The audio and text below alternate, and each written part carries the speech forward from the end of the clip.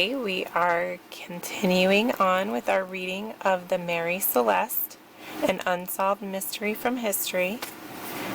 This is for Unit 2, Lesson 2. We will read the yellow portion first. DeVoe and Wright clambered on board, leaving Seaman Johnson behind. Slowly they searched from bow to stern, but there was no one up on the deck, not even at the ship's wheel. The wheel was neither damaged nor lashed to a single course. The lifeboat that should have been lying across the main hatch was missing. Wright and DeVoe checked the ship's pumps, which turned out to be in good working order, and besides, there was little water in the hold. "Mutiny?" whispered Wright, as if afraid to say the word aloud. "Or a fever ship?" "Maybe pirates," DeVoe whispered back. "Let's go on." Our vocabulary words in the colorful rectangles are main hatch, the largest or most used opening in the deck of a ship. Ship's pumps, machines for removing excess water in the ship's hold. Fever ship, a ship on which the crew have all taken ill or died from a disease, perhaps yellow fever or cholera. In the white-lined area, what would the ship have looked like if the crew had left willingly? Tidy cabins, all navigational aids taken with them, foodstuffs taken as well, the hatches or doors properly closed, and the wheel tied to a specific course. If pirates had attacked them, shattered railings, broken doors, smashed cabins indicating fighting, gashes in wood from sword or pistol fights. In fact, when the Mary Celeste's crew disappeared, there were no longer pirates sailing the Atlantic. The last of them had been seen in the 1830s. Mutinies, though rare, had happened as recently as 1857 on the schooner Walter M. Towgood. Deserted or lost ships were not rare. Some recent ones of note: the French ship Rosalie in 1840, the Spanish ship Viego in 1868. Okay, let's take a look at the next page. The captain's cabin sat neat and shipshape, except that the bed had not yet been made. The print of a small body was on the covers, and several toys lay scattered on the floor. An old dress hung near the bed, some Indian rubber overshoes standing under it. In the water closet sat a bag of dirty clothing. A rosewood harmonium stood silent against one wall.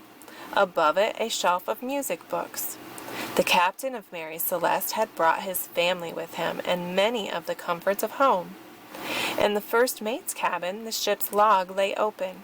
The last entry dated 8 a.m., November 25th. No trouble had been noted up to that time. So we'll take a look at the vocabulary words. Water closet, the ship's toilet. Harmonium, a kind of musical instrument, a reed organ. Log, the detailed record of a ship's voyage kept by the first mate.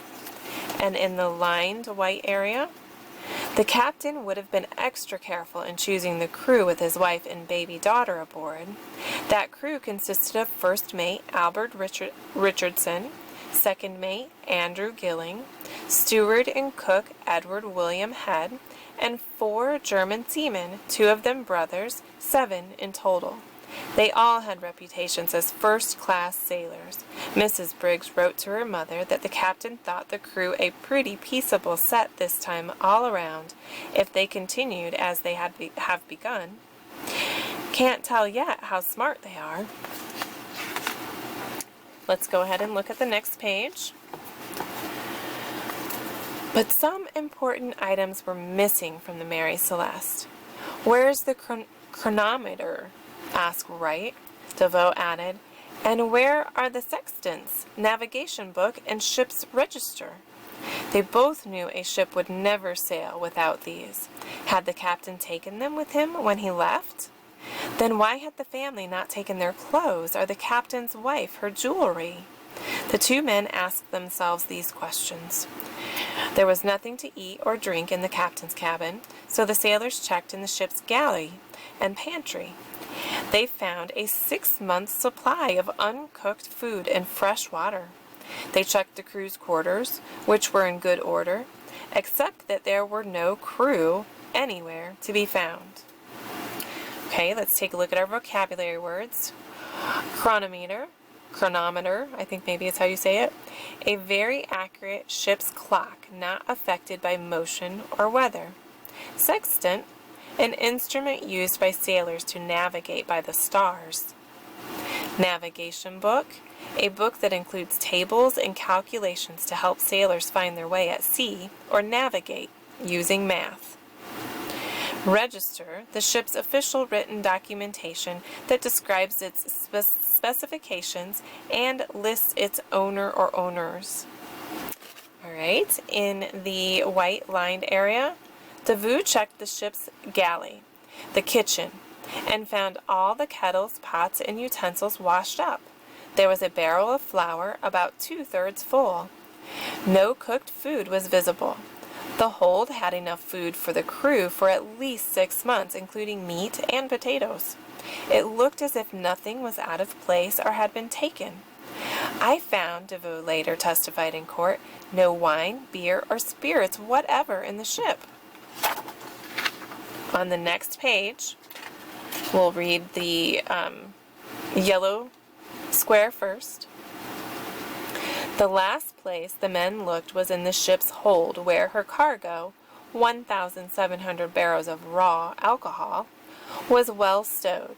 Not a single barrel had been opened.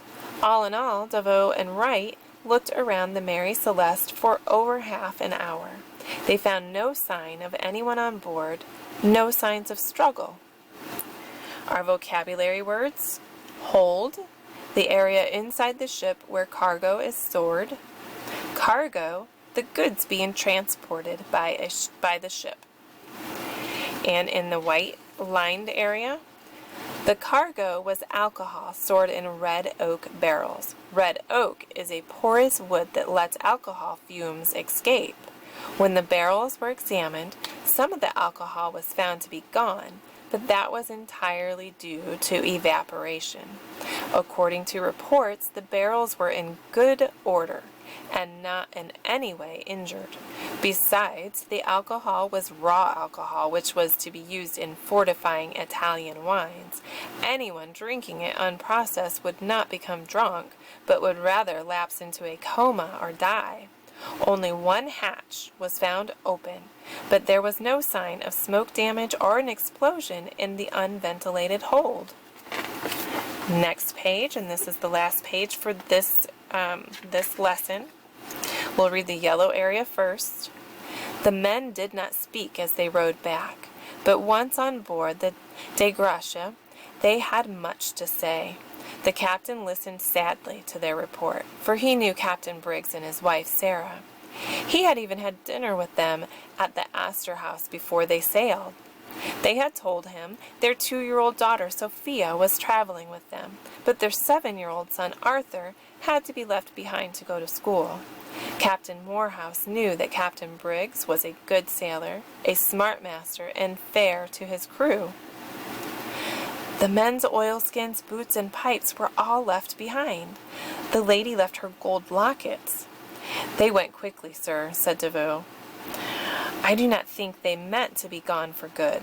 Then he added, I propose we bring the Mary Celeste in for salvage. Now, by the laws of sea, she belongs to us. In the colored rectangle for the vocabulary words, we have oilskins, rain gear consisting of waterproof coat, pants, and sometimes a hat. Salvage, rescue of a wrecked or damaged ship or its cargo. And in the lined white area, Captain Benjamin Spooner Briggs was an experienced sailor who bore the highest character for seamanship and honesty, according to the United States Consul in Gibraltar. He was born in Wareham, Massachusetts, in 1835, the second of 5 sons of Captain Nathan Briggs, all of whom but one became sailors. They followed their father's strict rules: no grog, drinking alcohol, aboard ship. Captain Benjamin Briggs was a Bible reader and at 27 had married his childhood sweetheart Sarah Cobb. They spent their honeymoon on board a ship he commanded. When they sailed on the Mary Celeste, they left behind their son Arthur, age 7, who was starting school. Sophia Matilda, age 2, came with them. Okay, so that is it for today's lesson. Feel free to rewind the recording, go back and reread things yourself or with the recording or with your learning coach.